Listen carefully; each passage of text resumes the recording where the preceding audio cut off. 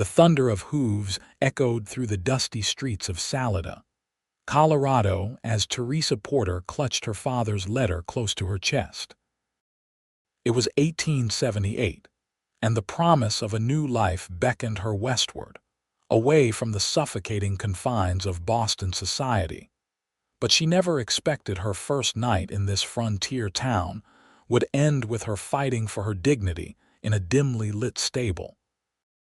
Teresa had arrived on the afternoon stage, her chestnut hair pinned neatly beneath a modest bonnet, her traveling dress dusty but still respectable. At 22, she possessed a quiet beauty that drew glances, though it was her fierce determination that had brought her across the country to this small mountain town. Her father, once a respected doctor in Boston, had relocated to Salida 3 years prior, building a modest medical practice before pneumonia took him last winter.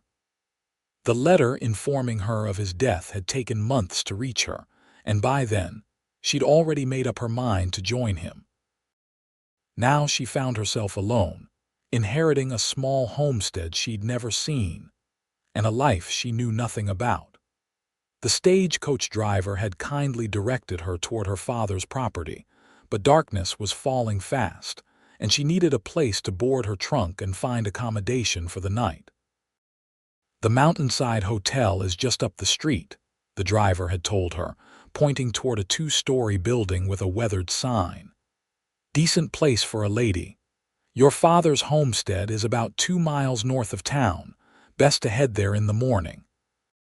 Teresa had thanked him and arranged for her trunk to be delivered to the hotel.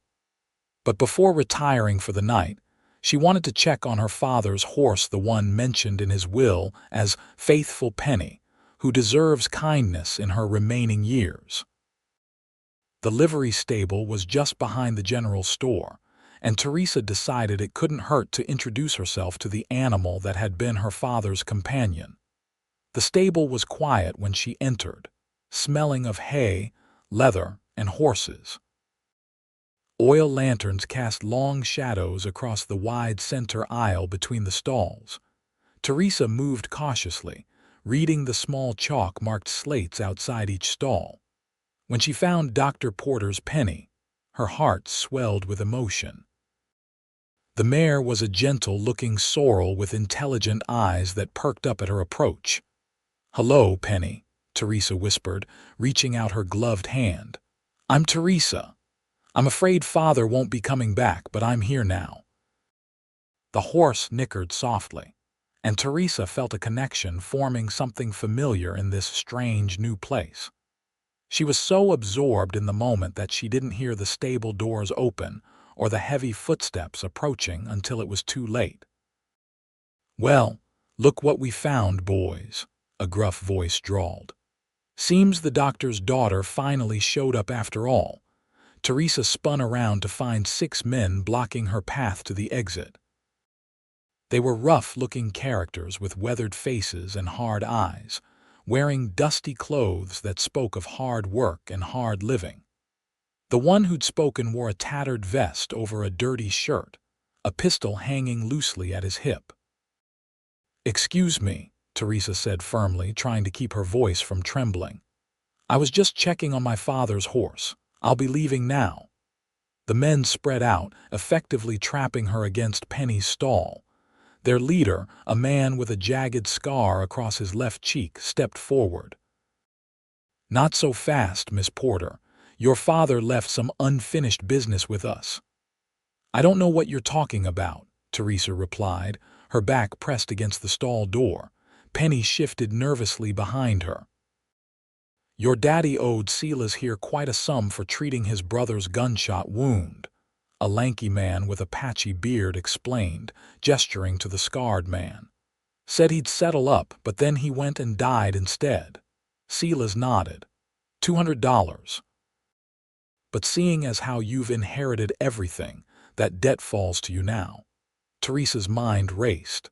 $200 was nearly all she had to her name after the journey west. "I'm sorry, but I've only just arrived." "I need time to—" "Time ain't something we're offering," Silas cut in, moving closer. The lanterns cast menacing shadows across his scarred face. But we're reasonable men. Maybe we can work out another form of payment. The meaning behind his words was unmistakable, and Teresa felt cold fear wash over her. She glanced around desperately for a weapon, anything she could use to defend herself, but she was cornered. "I suggest you gentlemen step away from the lady," came a deep, commanding voice from the stable entrance. All heads turned. Standing in the doorway was a tall figure silhouetted against the fading twilight. He stepped forward into the lantern light, revealing a man in his late 20s with broad shoulders and eyes as sharp as a hawk's. He wore simple trail clothes, denim pants, a faded blue shirt, and a brown leather vest. Most notably, he held a Winchester rifle casually but confidently in his hands. "This ain't your business, Lawson," Silas spat. "This is between us and the doctor's daughter." The man Lawson cocked his rifle with a smooth, practiced motion. "I'm making it my business. 7 against 1 doesn't seem sporting, especially when the one is a lady who just stepped off the stage." "There's 6 of us, you fool," one of the men countered. "I was counting myself," the stranger replied with a dangerous smile. "Now I'm going to ask one more time. Step away from Miss Porter." Teresa could see the men calculating their odds. They outnumbered him, but the rifle gave him an advantage they couldn't ignore. "This ain't over," Silas growled, but he motioned for his men to back off. They shuffled toward the door, each giving the rifle-wielding stranger a wide berth. "We'll be seeing you real soon, Miss Porter. Your daddy's debt ain't going nowhere." When they had gone, Teresa released a breath she hadn't realized she was holding. The stranger lowered his rifle and approached her with a respectful distance. "Daniel Lawson, madam," he introduced himself, tipping his hat slightly. "Town marshal. I apologize for your welcome to Salida." "Teresa Porter," she replied, her voice steadier than she felt. "And I'm grateful for your timely arrival, Marshal Lawson." His expression softened slightly. "Folks around here call me Dan. I knew your father, he was a good man. Saved my life once after a run-in with some cattle rustlers." Teresa nodded, her eyes filling with tears she refused to let fall. "I never got to say goodbye." "I'm sorry for that," Dan said, genuine sympathy in his voice. "Those men, they're trouble, but that business about your father owing them money is horse feathers. Your father treated Silas's brother all right, but that was after the brother tried robbing the general store and got shot for his troubles. The doc treated everyone, regardless of circumstance." "Thank you for telling me," Teresa said. "I was afraid that perhaps my father had changed from the man I knew." Dan shook his head. "Dr. Porter was the most honest man in Salida. Those vultures were just looking to take advantage." He glanced around the stable. "It's not safe for you to be out alone after dark, especially now that they've set their sights on you. Let me escort you to the hotel." Teresa found herself accepting his offer, despite her usual independent nature. As they walked side by side through the darkening streets, she stole glances at her rescuer. His face was tanned from the sun, with lines around his eyes that spoke of both laughter and hardship. His brown hair was cut short beneath his hat, and a few days' worth of stubble shadowed his jaw. "Have you been marshal long?" she asked, breaking the silence. 2 years, he replied. "Before that, I rode with a cattle outfit up north, decided I wanted to put down roots." "And did you put down roots, I mean?" A smile touched his lips. "Getting there. I've got a small place just outside town. Nothing fancy, but it's mine." They reached the mountainside hotel, and Dan insisted on checking the lobby before leaving her. "I'll come by in the morning," he said. "Help you get out to your father's place. It's not far, but the trail can be confusing if you don't know it." Teresa should have politely declined. maintaining the proper distance between a single woman and a man she'd just met. But something about Daniel Lawson made her feel safe in a way she couldn't explain. "I would appreciate that, Marshal. Thank you." He tipped his hat again. "First light, and Miss Porter, keep your door locked tonight." With that warning, he departed, leaving Teresa to ponder the strange turn her new life had already taken. True to his word, Daniel arrived at the hotel as the first rays of dawn broke over the mountains. Teresa had risen early, changing into a practical riding skirt and jacket, her hair braided and pinned securely. The hotel had prepared a small breakfast, which she'd eaten quickly, her mind on the day ahead. "Good morning, Miss Porter," Dan greeted her, his rifle slung over his shoulder and leading 2 horses, a sturdy bay gelding and a familiar sorrel mare. "I thought you might like to ride your father's horse. Penny's gentle and knows the way home." Teresa felt a rush of gratitude. "That's very thoughtful, Marshal."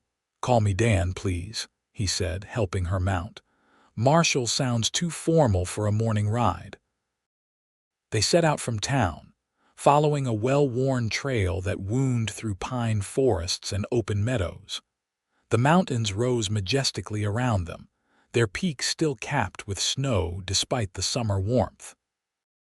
Teresa found herself entranced by the beauty of the landscape, so different from the crowded streets of Boston. "It's breathtaking," she said, almost to herself. Dan nodded. "Your father used to say the same thing, said he could breathe out here, really breathe for the first time in his life." "You knew him well." "Well enough. He'd come into town every Sunday for supplies, stay for church sometimes. He treated me when I took a bullet in the shoulder last year during a bank robbery attempt. Steady hands, your father had."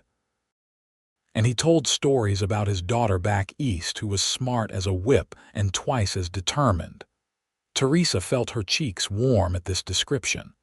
He wrote about Salida often, but his letters always seemed to leave things out, like those men from last night. Dan's expression darkened. "Silas Benton and his crew. They work for a man named Victor Holloway, who owns the biggest ranch in the county and thinks that means he owns the town too. Your father and Holloway didn't see eye to eye." "About what?" "Everything. Holloway wanted to run smaller homesteaders off their land to expand his holdings. Your father spoke up for them, treated folks Holloway wanted left to suffer." Dan glanced at her. "I should warn you, Miss Porter, your father's place sits on land Holloway has wanted for years. It has the best water access in the valley." Teresa straightened in her saddle. "Then it's fortunate I have no intention of selling." This brought a genuine smile to Dan's face. "You are your father's daughter." They crested a small hill, and Teresa caught her first glimpse of her inheritance. The homestead was modest but well built. A sturdy log cabin with a stone chimney, a small barn, and a corral. A creek ran along the eastern edge of the property, and beyond it, meadows stretched toward distant mountains. It was smaller than she had imagined, but somehow more perfect. "It's lovely," she breathed. "It is," Dan agreed. "Your father was proud of it, built most of it himself with some help from neighbors." As they approached, Teresa noticed details that spoke of her father's character: the neat woodpile, the small herb garden beside the cabin, the rocking chair on the porch where he must have sat in the evenings. It was a home built with care and intention, not just a place to exist. Inside, the cabin was simple but comfortable.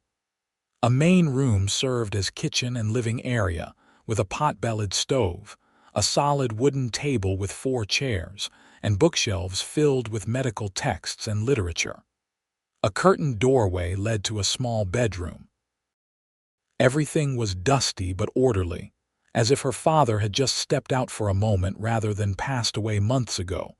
Teresa ran her hand along the table's surface, imagining her father sitting there, writing his letters to her. "It feels like him," she said softly.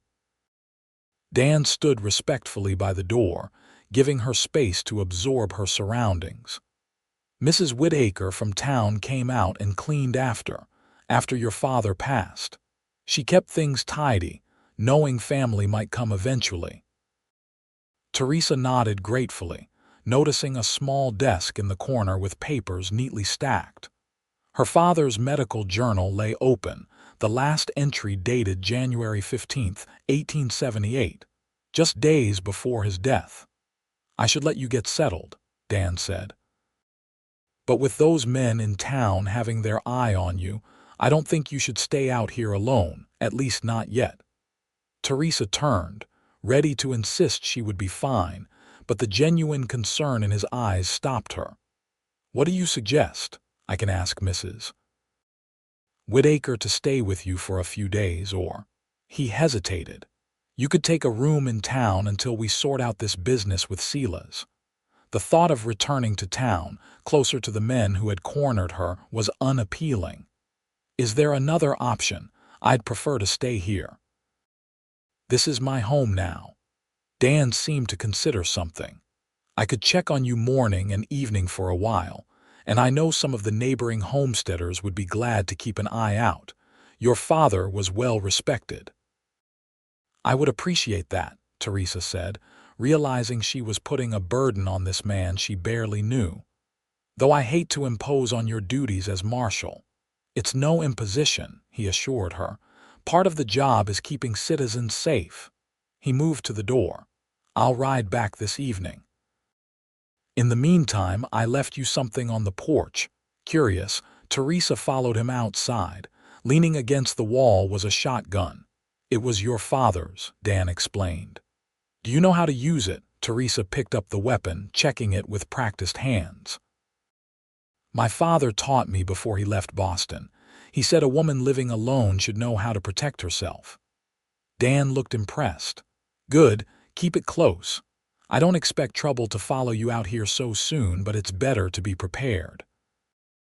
After Dan left, Teresa spent the day exploring her new home, taking inventory of supplies and making lists of what she would need. The pantry was sparsely stocked but serviceable, and the root cellar contained preserved vegetables and dried meat that would last until she could arrange for more. Her father's medical supplies were organized meticulously in a cabinet. Many items she recognized from her childhood watching him work. As promised, Dan returned as the sun was setting, this time bringing supplies from town: flour, coffee, sugar, and other necessities. He had also brought a letter that had arrived for her. "From Boston," he said, handing her the envelope. "Thought you might be anxious for news from home." Teresa accepted it gratefully, recognizing her aunt's handwriting. "Thank you, would you? Would you like to stay for supper?" "It's the least I can offer after all your help." Dan hesitated, then nodded. "I'd be honored, Miss Porter." As Teresa prepared a simple meal of beans, bacon, and biscuits, they fell into easy conversation.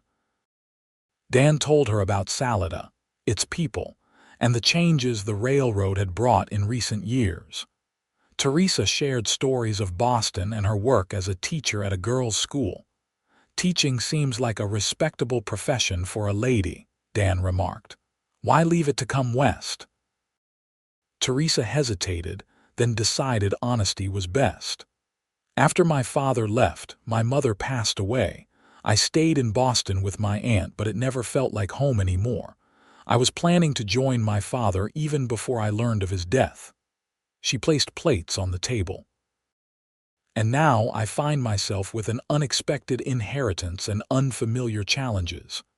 "Including Holloway and his men," Dan added grimly. "Yes." Teresa sat across from him. "Tell me more about this conflict. What exactly did my father oppose?" Over their meal, Dan explained how Victor Holloway had come to Colorado with Eastern money after the Civil War, buying up land and using both legal and questionable means to expand his holdings. Water rights were the central issue. Holloway diverted streams to his property, leaving smaller ranches and farms to wither. Your father's land has natural springs that feed into the creek. Holloway can't divert those easily, which is why he wants this property so badly. Dan took a sip of coffee. Your father also treated homesteaders Holloway had threatened, documented injuries that could have been used as evidence against Holloway's men. You think that's why he died? Teresa asked, her voice steady despite the implication. Dan shook his head. No, I don't. The doctor got caught in a blizzard returning from treating a family up in the hills. Pneumonia took him fast. But I do think Holloway sees his death as convenient, and your arrival as inconvenient. Then I shall have to be very inconvenient indeed, Teresa said with determination. Dan smiled at that, a warm, genuine expression that transformed his serious face. I believe you will be, Miss Porter. Teresa, she corrected him. If I'm to call you Dan, you should use my given name. Teresa, he repeated, and somehow her name sounded different in his voice. Their evening ended with Dan promising to return the next day to help her repair some loose boards on the barn. As he rode away, Teresa found herself watching until he disappeared into the darkness, an unfamiliar feeling stirring within her. The next week established a pattern. Dan would come by in the mornings before his rounds, helping with repairs or heavier work around the homestead. Sometimes he would return in the evenings, bringing news from town or simply checking that all was well. Teresa found herself looking forward to his visits, planning small improvements to the cabin that required his assistance or preparing meals she thought he might enjoy. She was also becoming acquainted with her neighbors. The Millers, whose farm lay a mile to the west, had been close friends with her father and welcomed her warmly. Sarah Miller, a kind woman in her 40s, promised to teach Teresa about gardening in the mountain climate and introduced her to their daughter Emma, who was near Teresa's age. Your father delivered Emma, Sarah told her over tea in the Miller's kitchen. Hardest birth I ever had, but the doctor stayed with me for 2 days straight, wouldn't leave until we were both safe. Teresa had also met the Johnsons, an elderly couple who kept sheep on the adjoining property, and the Riveras, a Mexican family who ran a small horse breeding operation. All spoke highly of Dr. Porter and offered whatever help Teresa might need. You've made friends quickly, Dan observed one evening as they sat on the porch, watching the sunset paint the mountains gold and crimson. They were my father's friends first, Teresa replied. I'm merely benefiting from his good reputation. Don't sell yourself short, Dan said. People like you for your own sake. You have a way about you that puts folks at ease. Teresa smiled at the compliment. And what about you, Marshal? Do I put you at ease? Something shifted in his expression, a momentary vulnerability quickly masked. I'm not sure at ease is exactly how I'd describe it. Before Teresa could ask what he meant, the sound of approaching horses caught their attention. Dan was on his feet instantly, hand moving to his pistol as 3 riders came into view. Stay here, he said quietly, moving to stand at the top of the porch steps. Teresa recognized Silas among the riders and felt a chill despite the warm evening. The men stopped a respectful distance from the cabin, aware of Dan's presence and the shotgun Teresa had retrieved from inside. Evening, Marshal, Silas called. Just paying a neighborly visit to Miss Porter here.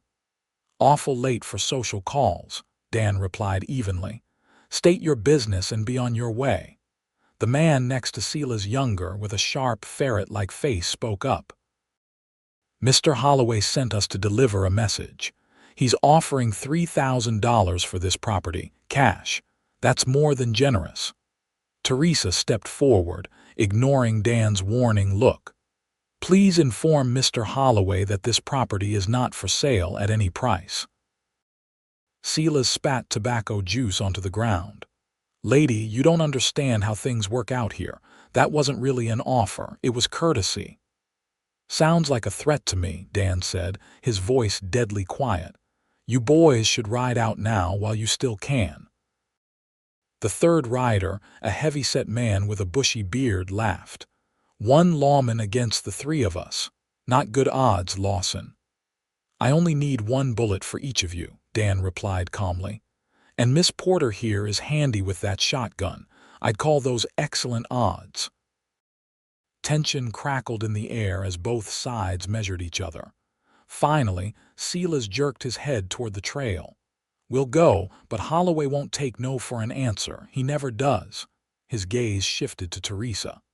Think about it, Miss Porter. Money like that could set you up nice back east, where you belong. With that parting shot, the three men wheeled their horses and rode away. Dan remained vigilant until the sound of hooves faded completely. They'll be back, he said grimly, returning to sit beside Teresa. I expected as much. She set the shotgun down. What's our next move? Dan raised an eyebrow at her use of "our," but didn't comment on it. I'll send a wire to the federal marshal in Denver. Holloway's been skirting the law for years, but if he's escalating to open threats, it's time for additional authority. And in the meantime, Dan said with resolve, you don't stay out here alone. I can't be here all the time, and those men might come back when I'm not. Teresa nodded, seeing the logic but reluctant to abandon her home so soon after finding it. I could stay with the Millers, she suggested. That would put them at risk too, Dan pointed out. Holloway wouldn't hesitate to burn their place to the ground if it served his purpose. Teresa considered their limited options. What if someone stayed here with me? Sarah Miller mentioned she could spare her eldest son to help with some of the heavier work around the homestead. He could stay in the barn. Dan shook his head. Jacob Miller is 16 and hasn't held a gun in his life. He'd be no match for Holloway's men. He hesitated, then said carefully, there's another solution, but it's unconventional. I'm listening. I could stay here. On the property, I mean. Not in the house, he added quickly. I could set up in the barn. It would only be temporary until we resolve this situation with Holloway. Teresa knew what he was suggesting would raise eyebrows in town, an unmarried woman and man sharing a property, even with separate quarters. But the alternative was leaving her home vulnerable to Holloway's advances. People will talk, she said. People always talk, Dan replied with a shrug. But they'll talk a lot more if something happens to you out here alone. Teresa made her decision. Then it's settled. You'll stay, at least until we have a better solution. Dan moved his few possessions to the homestead the next day, setting up a simple camp in the barn's loft. He brought his horse, a sturdy black gelding named Shadow, who quickly established dominance over Penny in the corral. Teresa found herself adjusting to his presence with surprising ease, their routines interlocking naturally. Dan would rise before dawn, check the property, then join Teresa for breakfast before riding into town for his duties. He would return by supper, sometimes bringing news or supplies. As days stretched into weeks, Teresa settled into life as a homesteader. She planted a larger garden with Sarah Miller's guidance, learned to milk the cow her father had kept, and began organizing her father's medical supplies and books with the idea of perhaps continuing his work in some capacity. She had trained as a nurse under her father's tutelage before he left Boston, and the memory of those lessons returned easily. One evening, as they sat by the fire after supper, Teresa brought up the idea. I've been thinking about my father's practice. There's no doctor in Salida now, is there? No, Dan confirmed. Nearest one's in Buena Vista, 20 miles south. For serious cases, folks have to go all the way to Denver. That's what I thought. Teresa hesitated. I'm not a doctor, but I have nursing training. And with my father's books and supplies, I could handle basic medical needs: childbirth, setting bones, treating fevers and common ailments. Dan studied her thoughtfully. It would fill a real need, but some folks might hesitate to trust a woman doctor. Not a doctor, Teresa corrected. A nurse or a midwife. There's a difference, legally speaking, and I suspect women in particular might prefer a female attendant for certain conditions. You're probably right about that, Dan acknowledged. The widow Simmons has been serving as midwife, but she's getting on in years. He smiled suddenly. I think it's a fine idea. Your father would be proud. His approval warmed her more than it should have. Then it's decided. I'll organize his supplies tomorrow and let Mrs. Miller know I'm available if needed. They fell into companionable silence, the fire crackling between them. Teresa found herself studying Dan's profile in the firelight, the strong line of his jaw, the way his eyes reflected the flames.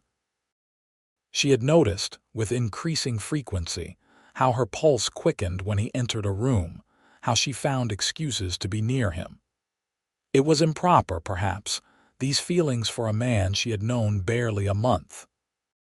But there was something about Daniel Lawson that felt familiar, as if she had known him much longer. "What are you thinking about?" Dan asked, catching her gaze. Teresa could feel her cheeks warming. "I was wondering about you," she admitted.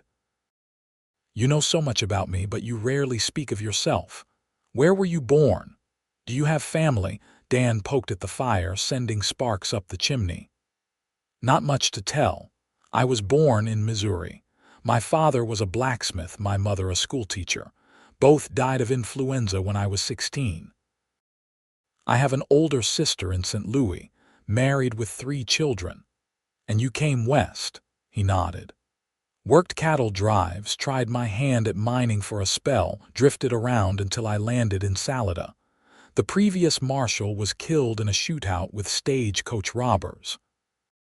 Town council was desperate for someone with a steady hand and a cool head." He shrugged. "I fit the bill." "You never married?" Teresa asked, then immediately regretted the personal question. But Dan didn't seem offended. "Never found the right woman, I suppose. Or maybe I was too busy moving around to notice her if I did." His eyes met hers across the firelight. "What about you? No suitors left behind in Boston?" Teresa shook her head. "There was someone once, a doctor who worked with my father. We were almost engaged. But after my father left for Colorado, Jonathan decided a doctor's wife should be more concerned with social standing than with actually assisting in medical work." She smiled ruefully. "We parted ways when he informed me that once we were married, I would need to give up my nursing ambitions."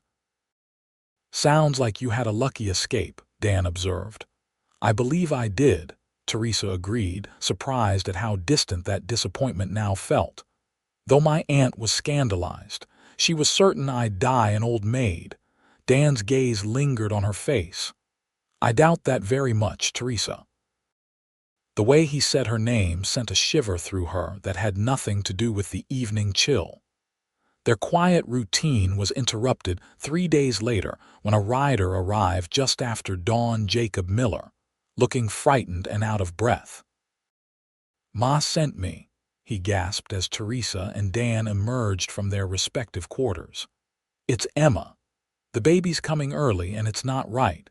Ma says she remembers Dr. Porter had special tools for difficult births." Teresa was already moving toward the cabin. "I'll get my father's medical bag." "How early is the baby?" "Nearly a month, Ma thinks. Emma's been laboring since midnight, but nothing's happening right. She's bleeding some." Dan had saddled Penny with remarkable speed. "I'll ride with you," he told Teresa as she emerged with the medical bag. "Jacob, go tell your mother we're coming." The young man nodded gratefully and galloped back toward his family's farm. Dan helped Teresa mount, then swung up behind her rather than taking time to saddle his own horse. His arms encircled her as he took the reins, and despite the emergency, Teresa was acutely aware of his solid presence at her back. They rode hard, reaching the Miller farm in record time. Sarah met them at the door, her face drawn with worry. "Thank God you've come." "She's weakening, and the baby hasn't moved." Teresa followed her to Emma's bedroom, where the young woman lay pale and sweating on blood-stained sheets. Her husband, Peter, stood helplessly nearby, fear etched on his features. "Everyone out except Sarah," Teresa instructed, already opening her father's bag. "I need clean water as hot as possible and all the clean linen you can find." As the men left, Teresa examined Emma, her training taking over. The baby was positioned incorrectly, a breech birth, one of the most dangerous complications. She had assisted her father with such deliveries before, but never led one herself. "Sarah, I'll need your help," she said calmly, though her heart was racing. "The baby is feet first. We'll need to turn it if both mother and child are to survive." For the next 2 hours, Teresa worked tirelessly. Using her father's specialized forceps and her knowledge of obstetrics, she managed to reposition the infant and guide it into the world, a tiny but alive baby boy with a shock of dark hair. Emma had nearly lost consciousness from the pain and blood loss, but with careful attention and herbal remedies from Teresa's supplies, her color slowly returned. When Teresa finally emerged from the bedroom, exhausted but triumphant, Dan was waiting in the Miller's kitchen. He stood immediately, concern evident in his expression. "They're both alive," Teresa assured him. "The baby is small but breathing well. Emma will need time to recover, but I believe she'll be fine." Relief washed over Dan's face. "You did it." "I had excellent training," Teresa demurred. Peter Miller, who had been pacing anxiously, grasped Teresa's hands. "Miss Porter, I don't know how to thank you if you hadn't come." His voice broke. "You can thank me by taking good care of your wife and son," Teresa replied gently. "And perhaps by spreading word that Dr.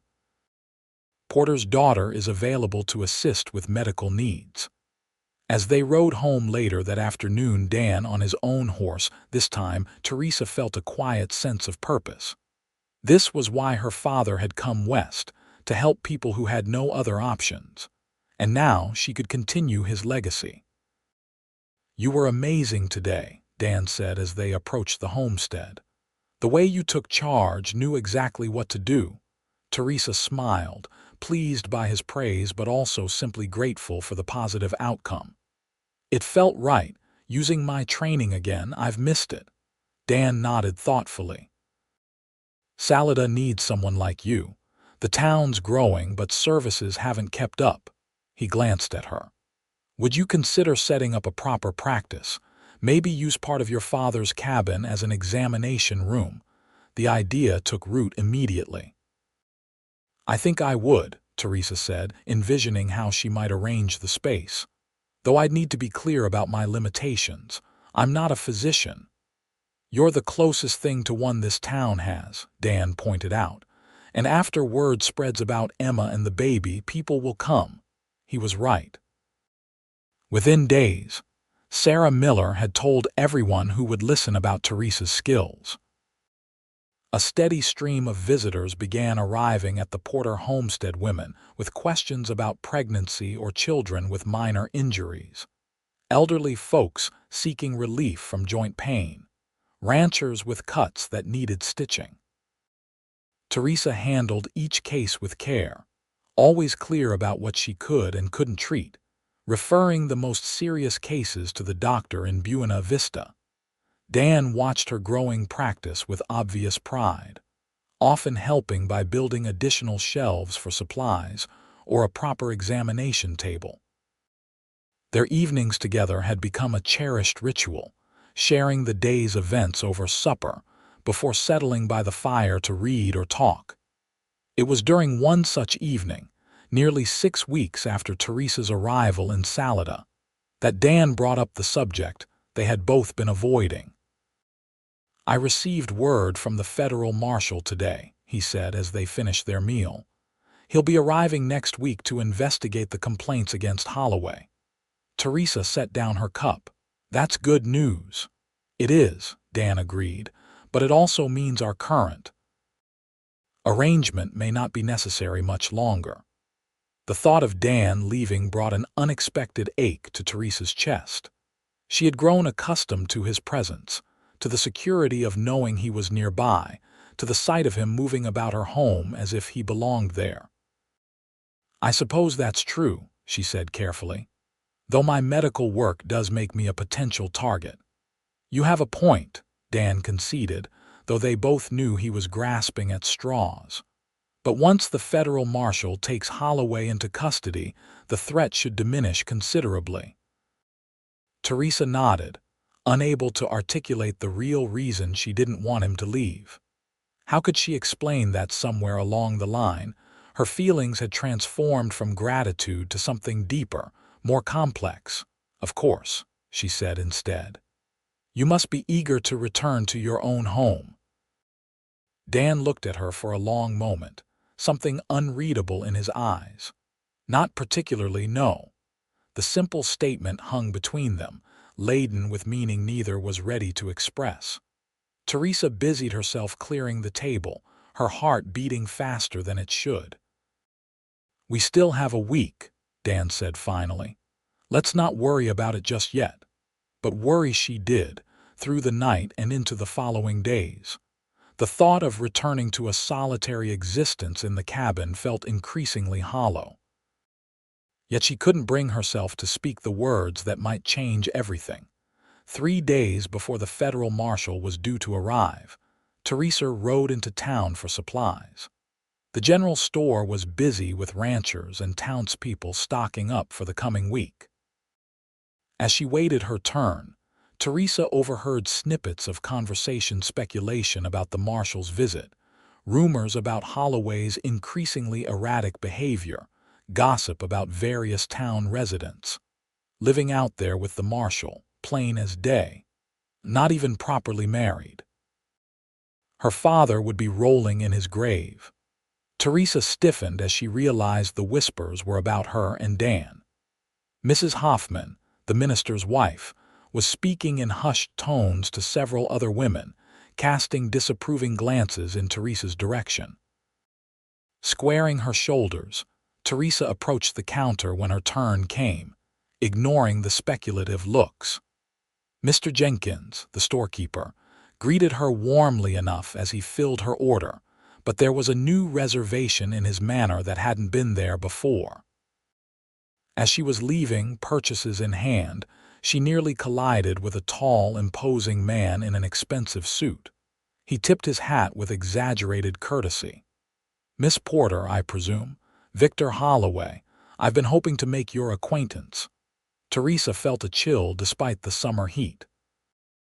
This was the man who had been threatening her property, who had sent men to intimidate her. He was older than she had expected, perhaps in his 50s, with silver at his temples and cold, calculating eyes. "Mr. Holloway," she acknowledged stiffly. "I believe your men have already conveyed your interest in my property. My answer remains the same." Holloway's smile never reached his eyes. "So direct, how refreshing, but I wonder if you might reconsider given certain developments." "What developments?" "Why, the damage to your reputation, my dear." He spoke as if concerned, though his expression was anything but sympathetic. "A young woman living alone with an unmarried man. Salida is a small town. People talk." Teresa's cheeks burned, but she kept her voice steady.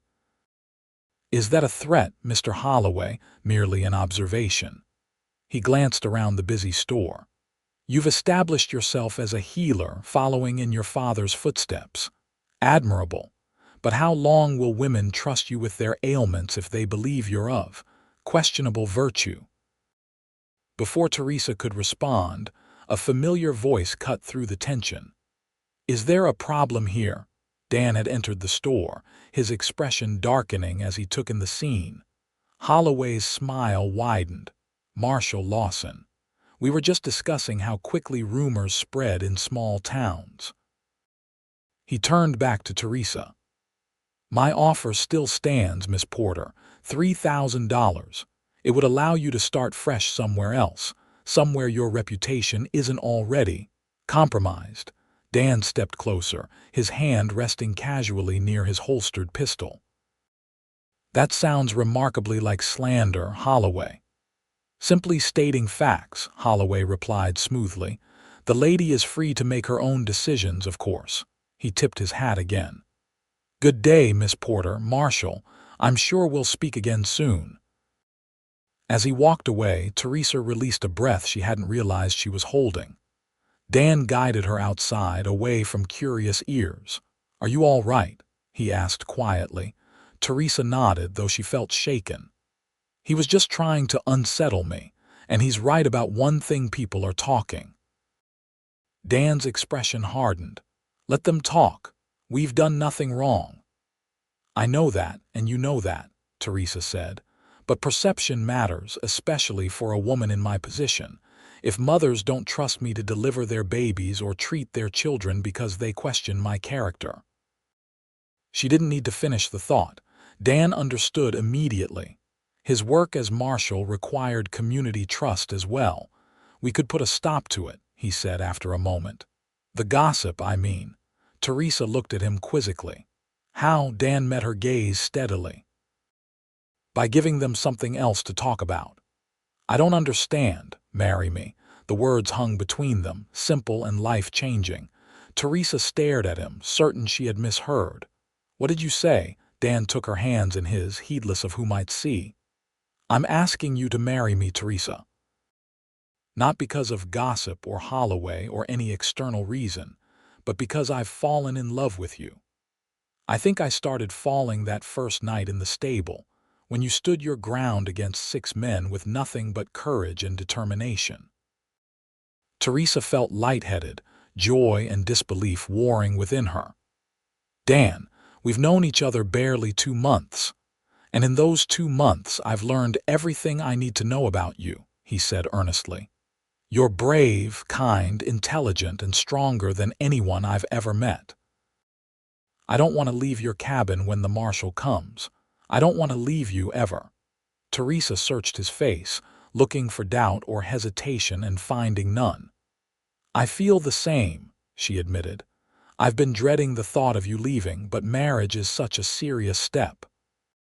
"It is," Dan agreed, "and I wouldn't suggest it if I wasn't absolutely certain." He squeezed her hands gently. "I'm not asking for an immediate answer, think about it, but know that my feelings won't change, regardless of your decision." With that, he released her hands and helped her mount Penny for the ride home, acting as if he hadn't just turned her world upside down. That night, Teresa could barely concentrate on her medical journals as she sat by the fire. Dan had gone to the barn earlier than usual, giving her space to consider his proposal. Her mind raced with possibilities, fears, and hopes. Marriage to Dan would solve the immediate problem of gossip and provide protection against Holloway's threats. But those were practical considerations, secondary to the real question. Did she love him enough to commit her life to him? As she pondered this, staring into the flames, the answer came with startling clarity. Yes. She loved his strength and his gentleness, his intelligence and his unwavering moral compass. She loved the way he treated everyone with respect, from the town drunk to the banker's wife. She loved how he supported her ambitions without trying to control them. The realization brought a sense of peace. Teresa set aside her journal and walked to the door, determined to give Dan her answer immediately rather than wait until morning.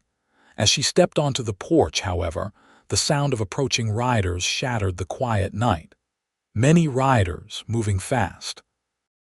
Teresa felt a surge of alarm as she counted at least a dozen men emerging from the darkness, Silas Benton at their lead. Without hesitation, she grabbed the shotgun from beside the door and called out, "Dan!" He was already emerging from the barn, rifle in hand, having heard the horses before her warning. "Get back inside," he shouted, moving to position himself between Teresa and the approaching men. But Teresa stood her ground, shotgun ready. "What do you want, Silas?" she demanded as the riders circled the yard. Silas sneered, clearly drunk and dangerous for it. "Holloway's tired of waiting, lady. Says if you won't sell willingly, we'll make sure you got nothing left to sell." "The federal marshal arrives in 3 days," Dan warned. "You really want to add arson and assault to the charges against your boss? Marshal ain't gonna find nothing but ashes and bones if he comes looking here," another rider threatened, brandishing a torch. Dan's rifle didn't waver. "I count 12 of you. I can't get all of you, but I'll make damn sure the first 6 die before you reach the porch." Teresa could see the men calculating their odds, some looking less certain than others.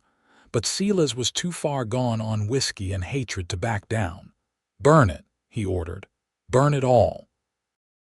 As the first rider moved toward the cabin with his torch, a shot rang out, but not from Dan's rifle or Teresa's shotgun. The man tumbled from his saddle with a cry of pain, clutching his shoulder. From the direction of the road came more riders, moving at speed. Teresa recognized Jacob Miller's voice shouting, "Miss Porter! Marshal!" The Millers had come, not just Jacob, but his father and 2 uncles as well. And behind them, more neighbors. The Johnsons, the Riveras, and others Teresa had treated in recent weeks. "Looks like you're outnumbered now, Silas," Dan called, his voice steady despite the tension. Silas cursed, realizing his advantage had evaporated. "This ain't over, Lawson." "It is for tonight," Dan replied. "Take your wounded and go. And tell Holloway the next man who threatens Miss Porter will answer to more than just me." As Holloway's men retreated, Teresa's neighbors dismounted, forming a protective circle around the cabin. Mr. Miller approached, rifle still at the ready. "Jacob was in town and overheard Holloway ordering his men out here," he explained. "We rounded up everyone we could and came as fast as possible." "You may have saved our lives," Teresa said gratefully. "How can we ever repay you?" "No need," Mrs. Johnson spoke up. "You saved my Henry's leg when that rattler bit him last week. Consider us even." Similar sentiments echoed from the others. Each had benefited from Teresa's medical skills or remembered her father's kindness. They had come not out of obligation but genuine concern. "We'll stay the night," Mr. Rivera decided. "Some inside, some outside, in case they come back." No one argued with this plan. The women helped Teresa prepare coffee and food for their unexpected guests while the men organized a watch rotation. By midnight, the cabin was crowded with neighbors sleeping on every available surface, while others kept vigil outside. Dan found Teresa in the kitchen, washing the last of the cups. "Your father would be proud," he said quietly. "He spent years building these relationships. They're as much a part of your inheritance as this land." Teresa nodded, understanding now why her father had chosen this place above all others. It wasn't just the beauty or the freedom, but the community people who stood together against threats and hardship. "I've been thinking about your proposal," she said, keeping her voice low to avoid waking their guests. Dan waited, his expression guarded but hopeful. "My answer is yes," Teresa continued, meeting his gaze. "Not because of Holloway or gossip or practicality, but because I love you. I can't imagine my life here without you in it." The joy that spread across Dan's face was like sunrise breaking over the mountains. He reached for her hand, bringing it to his lips.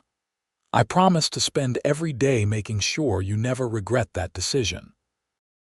"I know I won't," Teresa replied with certainty. They were married 3 days later by Reverend Hoffman, with half the town in attendance. The federal marshal arrived the same day, and with sworn statements from Teresa, Dan, and numerous witnesses, he had sufficient evidence to arrest Victor Holloway on charges of intimidation, attempted arson, and conspiracy to commit murder. With Holloway awaiting trial in Denver and his men scattered, peace returned to Salida.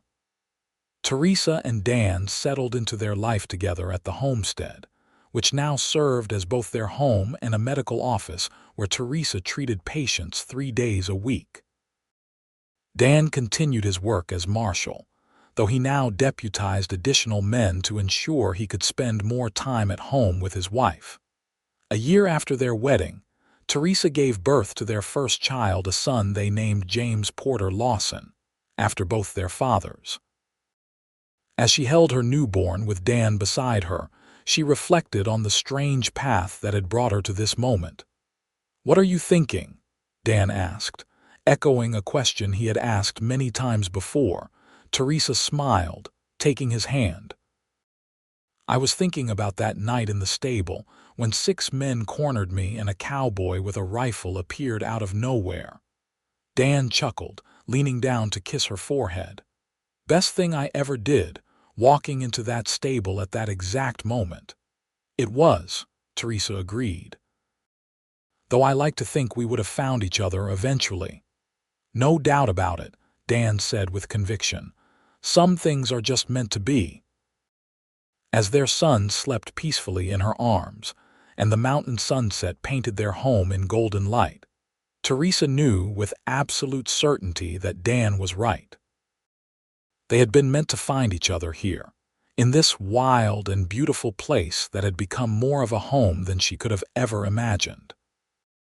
5 years later, the Porter Lawson homestead had expanded to include not only their medical practice, but a small school where Teresa taught local children 3 afternoons a week. Their family had grown as well. James was now joined by 3-year-old twins, Sarah and William, who filled the cabin with laughter and occasional chaos. Dan had been elected county sheriff, a position that gave him greater authority but also required more travel. Teresa managed both the household and her practice during his absences, having earned the respect of everyone in Salida through her skill and dedication. On a crisp autumn evening, as Teresa sat on the porch watching their children play in the yard while waiting for Dan to return from a trip to Denver, she spotted a familiar figure riding up the trail. Her heart still quickened at the sight of him, even after all these years. "Papa's home!"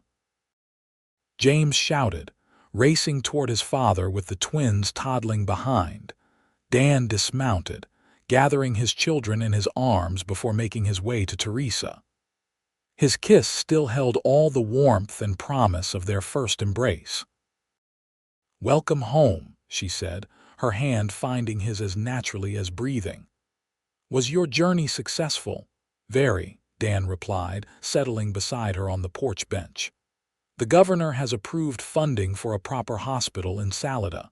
Construction begins next spring." Teresa's eyes widened. "That's wonderful news. But where will they find a doctor to staff it?" Dan smiled, reaching into his saddlebag to produce an official-looking document. "That's the other piece of news. The state medical board reviewed your case. Given your years of practical experience, your father's training and testimonials from half the county, they've granted you a special license to practice medicine. You're officially Dr. Teresa Lawson now." Teresa took the document with trembling hands, scarcely able to believe what she was reading. This is everything I've worked for." "You've earned it," Dan said, his voice filled with pride. "No one has done more for the health of this community." As their children played in the yard of the home they had built together, Teresa leaned against her husband's shoulder, overcome with gratitude for the life they shared, a life that began the moment 6 men cornered her in a stable, and a cowboy appeared with his rifle to clear them out. "I love you, Daniel Lawson," she whispered. "More today than yesterday and less than tomorrow." Dan's arm tightened around her. "And I love you, Dr. Lawson, from that first moment until my last breath." The sun set behind the mountains, painting the sky in brilliant hues of orange and purple. In the distance, Salida was growing, changing, becoming the town Teresa's father had envisioned. And on this quiet homestead, the family he never got to meet carried his legacy forward, healing, teaching, protecting, and above all, loving one another through whatever challenges the frontier might bring. It wasn't the life Teresa had imagined when she'd stepped off that stagecoach, but as she sat surrounded by her family, watching the stars emerge above the mountains, she knew it was infinitely better than anything she could have dreamed. This wild, beautiful land had become her true home, and the man beside her, her true north. Together, they had built something that would endure long after they were gone, a legacy of healing, courage, and love that had begun in a moment of danger but blossomed into a lifetime of joy.